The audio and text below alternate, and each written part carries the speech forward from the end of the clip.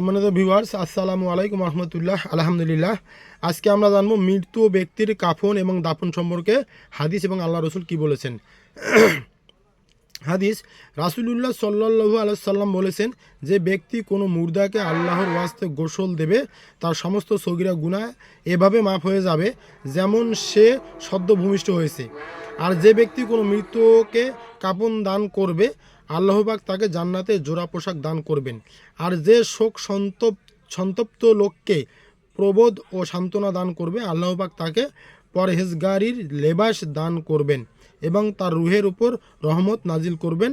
আর যে ব্যক্তি কোনো শোক সন্তপ্ত বা বিপদগ্রস্ত প্রবোধ ও সান্ত্বনা প্রদান করবে আল্লাহ তাকে জান্নাতে এমন পোশাক দান করবেন যার মূল্য সমস্ত দুনিয়ার চেয়েও বেশি।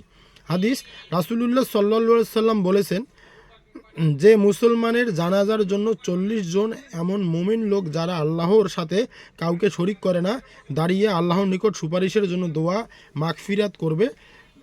অপর এক রেওয়ায়েতে আছে 100 মুসলমানের একটি দল যার জন্য আল্লাহ পাকের কাছে সুপারিশ করবে, আল্লাহ পাক তাদের সুপারিশ মঞ্জুর করবেন। তো সম্মানিত ভিউয়ার্স, আজকে আমরা জানলাম মৃত ব্যক্তির কাফন এবং দাফন।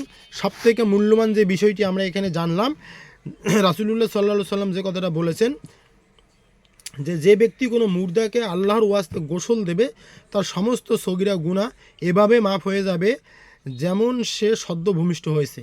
তা আমরা সকলেই চেষ্টা করব একজন মৃত ব্যক্তিকে গোসল যে তরিকাগুলি আছে সেগুলি বিধানগুলি আছে সেই বিধানগুলি মেনে গোসল দেওয়ার শিক্ষাটা আমরা গ্রহণ করব। তাহলে আমরা এই আল্লাহর যে পুরস্কার থেকে আমরা বঞ্চিত হব না, যেমন যে পুরস্কারটি যে আমরা সদ্য ভূমিষ্ঠ হয়েছি এইরকম। তো সম্মানিত ভিউয়ার্স, আমার এই ভিডিওটি যদি ভালো লাগে অবশ্যই আমার এই চ্যানেলটি সাবস্ক্রাইব করবেন। আসসালামু আলাইকুম রহমতুল্লাহ।